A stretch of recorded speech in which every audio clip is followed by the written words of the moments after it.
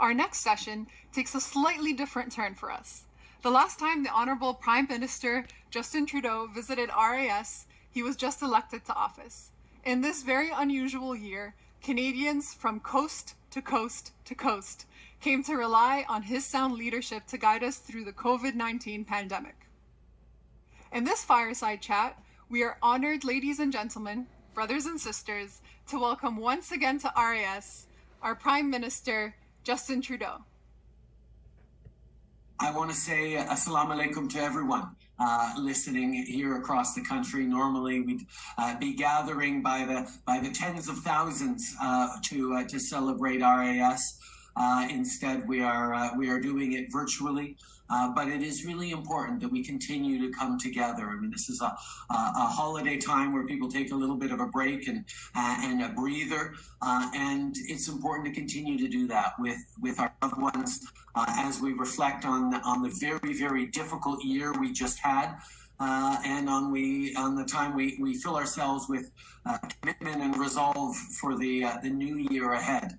Many of us will be saying good riddance to 2020, which has been a year that we'll all want to forget, but that we won't be able to because there was so much loss and so much hardship and sacrifice throughout.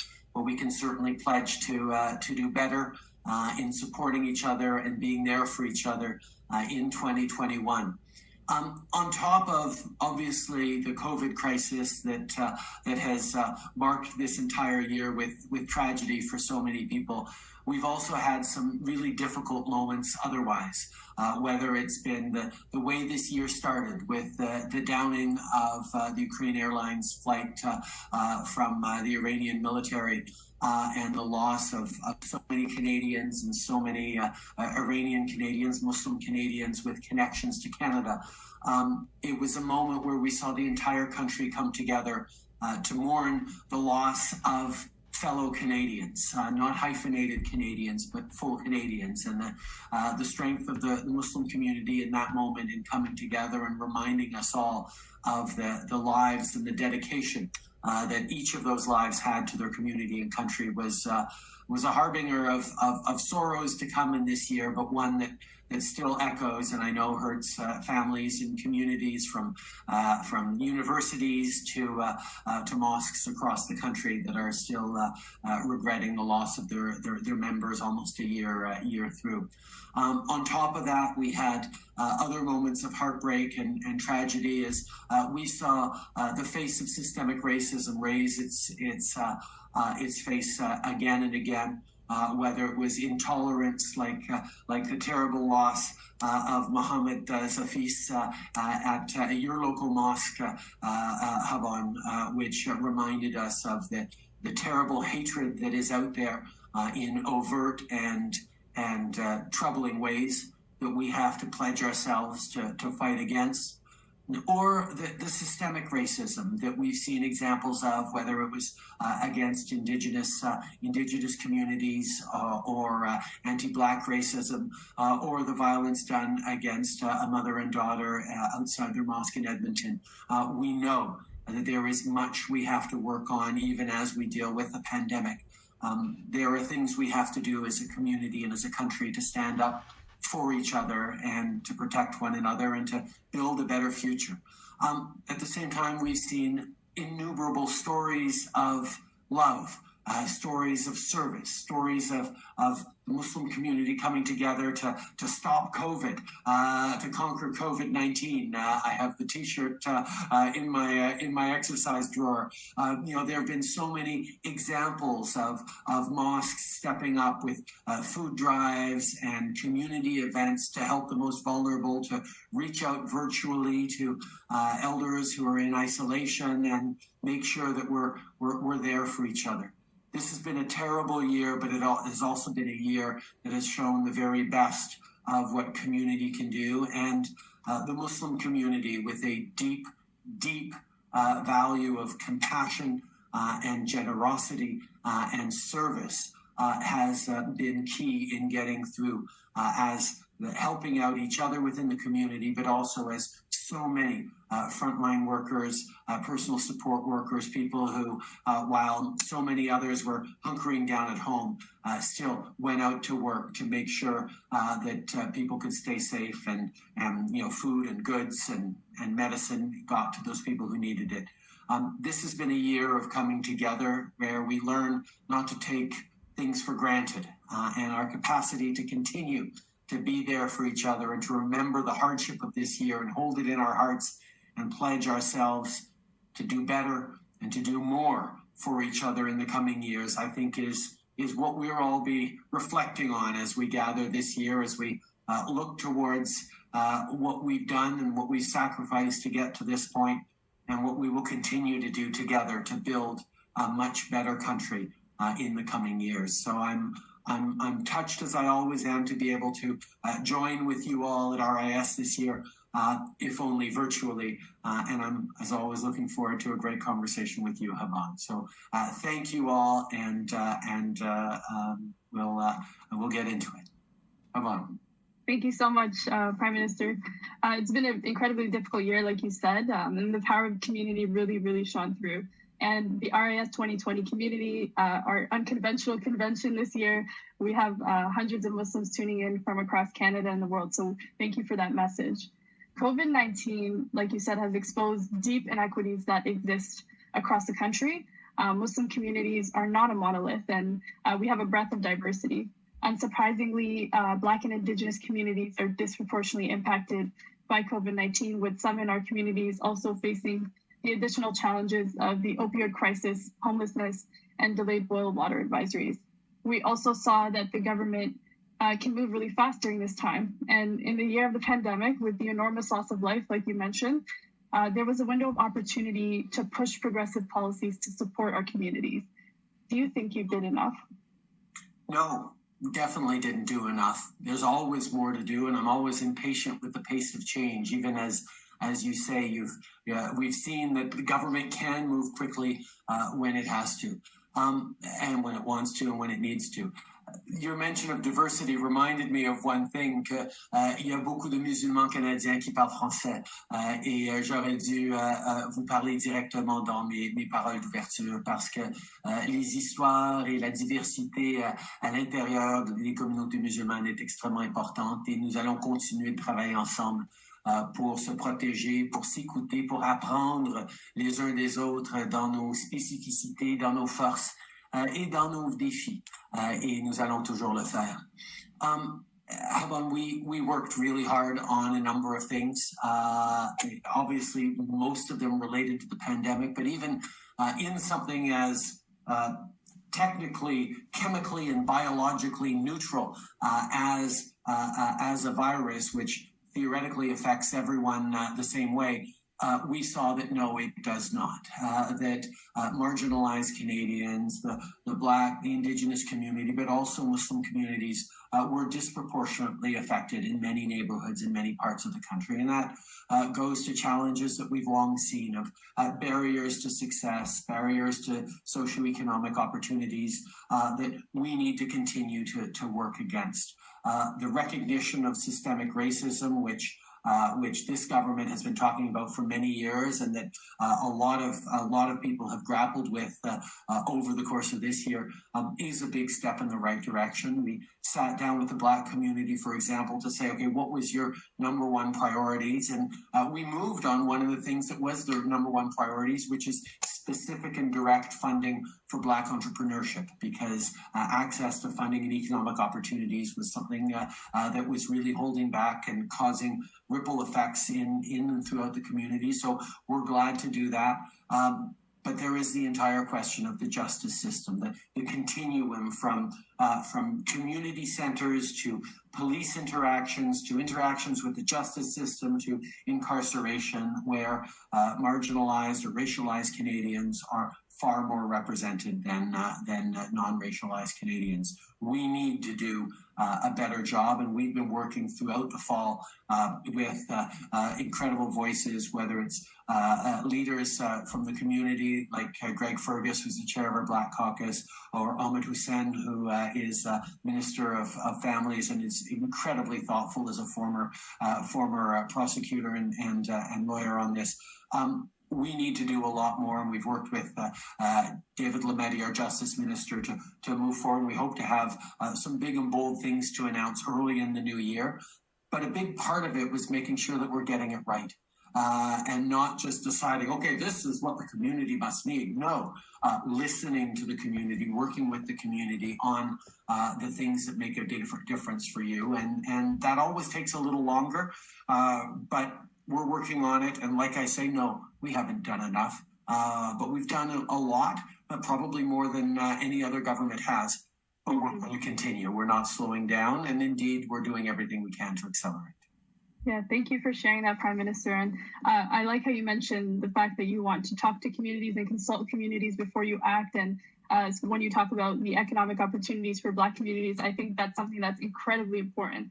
But when we saw the disparities that were exposed, especially with like access to testing, things that can have different jurisdictional powers attached to it, is there something that you would do differently to ensure that communities were well supported through this pandemic and could make it through the pandemic that is not directly tied to economic opportunities or changes that would be more long-term? Were there any short-term changes that you would have done differently in the pandemic to support marginalized communities?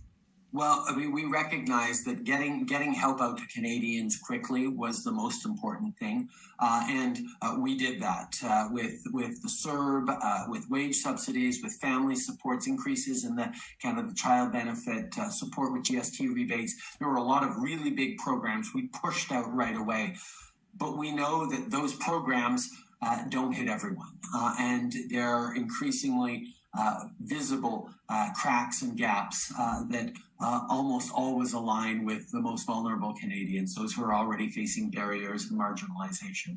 And that's why we stepped up with organizations, whether it was charitable organizations or food banks or shelters, to counter some of the real challenges. And we tried to do that through local organizations in a way that is culturally sensitive and appropriate. We know that the same messages don't work the same way in every community, and having leaders within that community help shape the way to help everyone within those communities was really, really important. So even as we were trying to work quickly, we were also listening as much as we possibly could to how to deliver the right kinds of supports on the ground that are going to make a big difference. And we're continuing to listen. We're continuing to learn the challenges that people are facing and how we can respond to them. But as you say, the only way to do that is to keep those connections going and listen.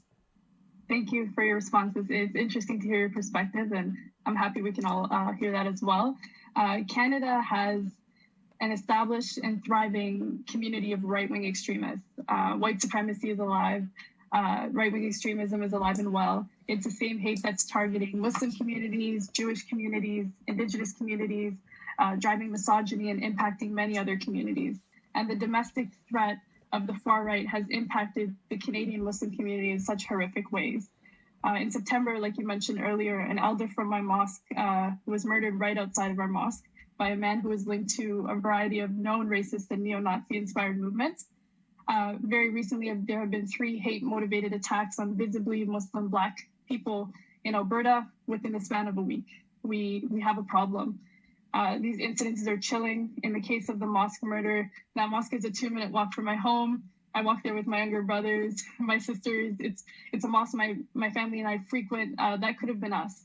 Unfortunately, it was a beloved community member, and you acknowledge as the Prime Minister that Islamophobia exists, and you acknowledge that right-wing extremism exists, and that's really important. So thank you so much for that. And you've been meeting with Muslim organizations and leaders. However, people are still dying. Canadians are dying. You have all the data. We have leading policy researchers here in Canada, and we know that there still is a spike in hate crime. My question to you is, how long will it take to see tangible actions to counter right-wing extremism and Islamophobia at the root? Well, we continue to post right-wing organizations on the terrorist list. We'll be making more postings in the coming months. That is one of the tools we have. I have had many conversations with our security and intelligence agencies who are deeply seized with this. This represents the most significant threat to most Canadians that we've seen, from the killing in Sainte-Foy, the mosque attack of a couple of years ago, to the more recent killings. We've seen a rise in racially motivated killings, in ideologically based extremism that is of real concern, and we have a lot of work to do to counter that. Obviously, one of the challenges, like so many things, is COVID is exacerbating that as people face greater stresses, whether it's economic or isolation or uncertainty. And as you see a rise in conspiracy theories about where this is coming from and how it's all government's trying to control, there's a lashing out in a very frightening way that has been visible on the internet for a while, but that is increasingly landing in concrete ways in physical life. That jump from the keyboard to the streets is happening more regularly and quicker than ever before. And that's why we need new tools. One of the things that we've been working on, our Minister of Heritage has been looking for better ways, following the Christchurch call to action based on that just horrific tragedy, making sure we're doing a much better job of holding internet platforms to account for criminal activities, whether it's hate speech or terrorist propaganda or exploitation and abuse or a range of things. We need to have better tools to control what begins online and spreads all too often to real life. At the same time, we've seen rises in violence, particularly violence against vulnerable minorities and gender-based violence. People lashing out early on in this pandemic against Asian Canadians because of the links to the origin of this pandemic.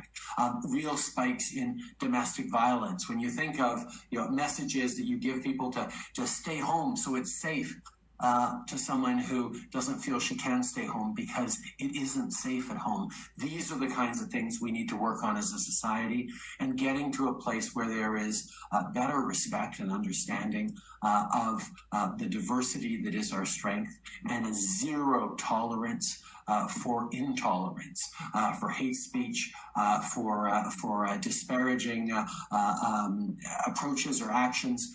These are things that we have to do a better job of, and I can assure you that our government is working closely, not just with communities, but with experts in Canada and around the world to move forward in meaningful ways on that. And I'm looking forward to following those actions, because this deeply concerning anti-Muslim rhetoric and the way it's manifesting in our communities is so harmful. And a lot of people don't feel safe. And that same sentiment is attached to anti-Trudeau rhetoric that right-wing extremists carry too. So I hope that's something that we can see movement on soon. I would like to ask a question on systemic racism. The everyday realities of racialized Canadians have come to light this year through the efforts of Black Lives Matter, the murder of George Floyd, Regis Korchinski-Paquette, Chantal Moore, Abdurrahman Abdi, to name a few. That list could go on probably for the entirety of this interview. Police brutality and systemic racism across the continent were at the top of a lot of our minds. Anti-Black and anti-Indigenous racism is largely ignored across the country, while Black and Indigenous communities face immense impacts that are far-reaching in health and well-being. Structural racism and colonial violence continue to occur across all facets of society, whether it's education, health, or justice. When you have leaders from other parties denying genocide, and an RCMP leader that denies and is confused about systemic racism, we really need to see more clear stances backed by action against anti-Black and anti-Indigenous racism. How do you assess your government's progress in challenging systemic racism? We've done much, but there's much more to do. Again, this is something that we have to be really committed to, and we are. But it's also something we need to bring Canadians along with. And I think one of the things that was telling for me when various videos, whether it was George Floyd or Canadian examples of abuse or mistreatment of Indigenous peoples or Black Canadians in police custody. Those videos sparked shock and horror and outrage amongst a lot of people across this country.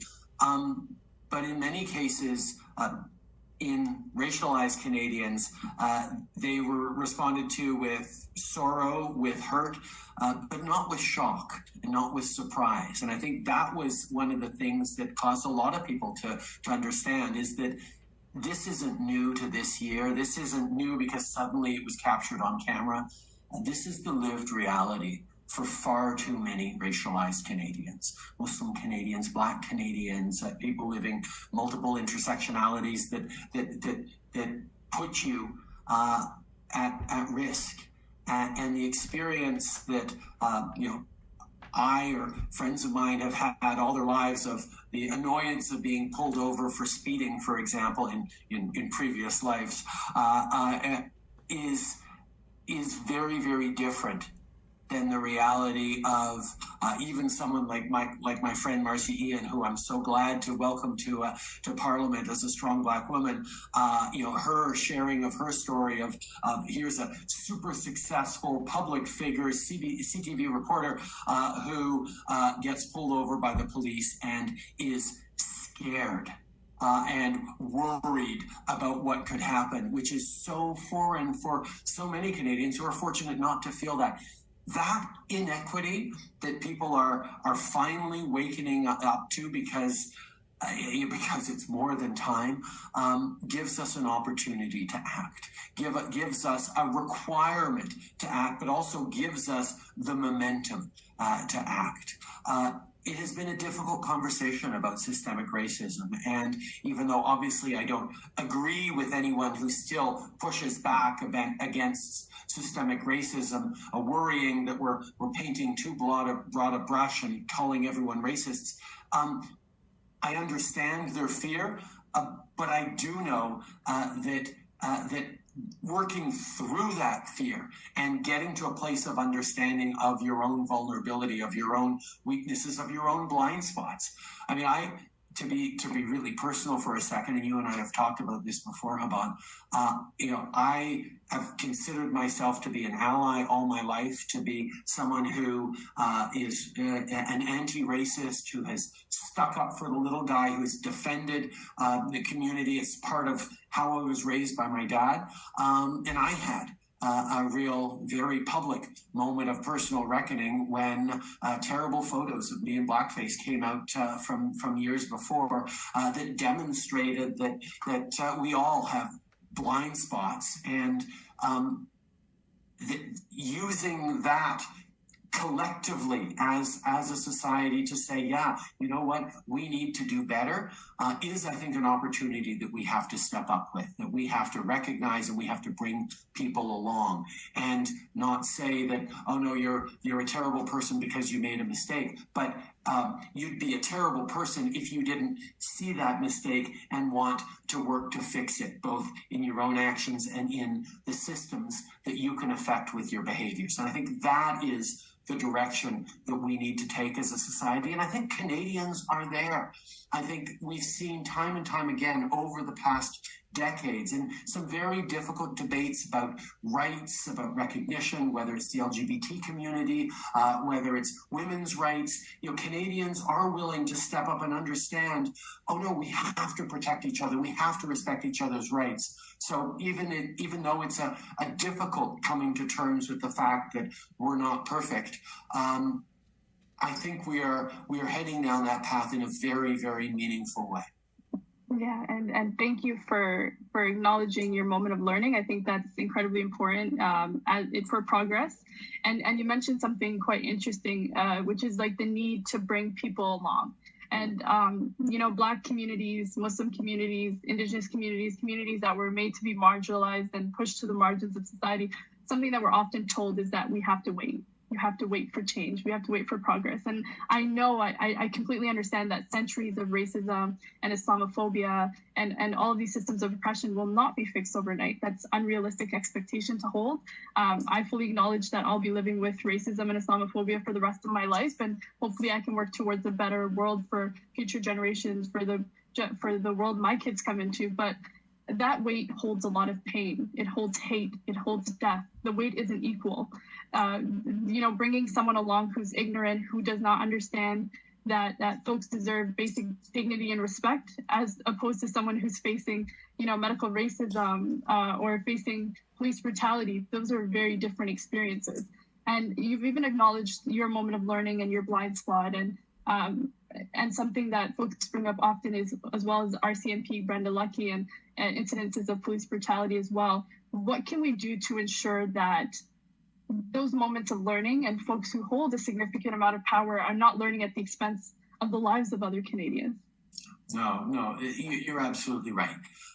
There is an urgency because every single day brings new tragedies and new microaggressions or marginalizations that accumulate and become absolutely untenable in a country like Canada. And it's one as a leader I've had to sort of struggle with as well, because it is at the core of our society. How fast and how hard can I push to what I know is right, and how can I do it in a way that brings Canadians along with me, knowing there are some who will never come along and it'll take generational change before we get there. But how can we set up that generational change in those communities? But how can we make sure we are communicating with everyone that anyone can be an ally? Anyone can be a partner in moving forward, and to do it as allies who speak up, so it's not always the Black community having to take on the burden of yet again explaining anti-Black racism and dealing with white fragility the way people have to so often.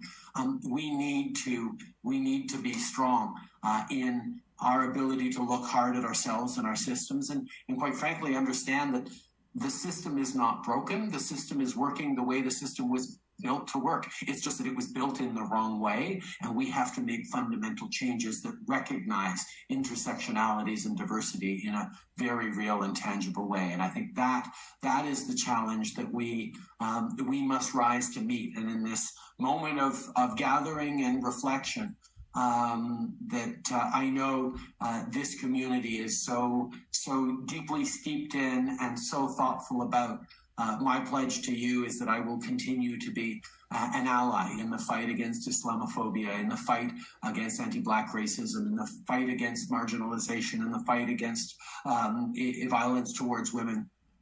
We will continue to work together, and we will pledge that next year will not just be a better year than 2020, because obviously that's a very low bar to cross, but next year will be a much better year, because we will move forward in ways that have had us learn that we need to be better than 2019 as well, not just better than 2020. Yeah, and I agree. The bar is low for 2020, so thank you for that. On a final note, I do want to turn it over to you. The holidays are here. With the vaccine on the horizon, there's a lot of hope and happiness, but we still have a long way to go. What would you like to say? That Canadians have been extraordinary over the past many difficult months. The sacrifices that you have all made, the kids who've hung in there while their parents struggled or had to work from home, and while the kids were doing their homework on the kitchen table, missing birthdays, missing sleepovers with friends. Parents who, were balancing a job they're having to do differently or not at all, with extra responsibilities around the kids, with terrible worry about your own parents, about our elders, about grandparents who are struggling and more vulnerable to COVID-19. Communities that have struggled even in good years are now facing even greater marginalization, whether it's people living homelessness or addiction and mental health issues. we have been there for each other as Canadians, and I think the cohesion of our society, even amidst and amongst, and perhaps in some cases because of our diversity, is something that we can all be proud of. We've made it through a tough year, but if there's something that all Canadians know how to do, it's make it through a difficult winter. We're going to have a difficult winter, my friends. We've got many more months of following public health rules, of keeping ourselves and our loved ones and our frontline health workers safe. We know what to do. Lots of washing your hands, wearing a mask, keeping your distances, avoiding gatherings, downloading and using the COVID Alert app, which protects your privacy, but is a tool to help make sure that we're controlling and sharing any spread of COVID-19 information. This is really important. There's so much we can do. We just have to hang in there. And if we hang in there with vaccines coming, we know there's an end in sight. We know the spring is going to be better and summer could be much, much better. But in order to get there with as little loss as possible, with as many of our elders and grandparents with us to enjoy the sunshine of the summer once the snows go, we have to keep doing what we know is right. Keep your distances, stay safe, and keep each other safe.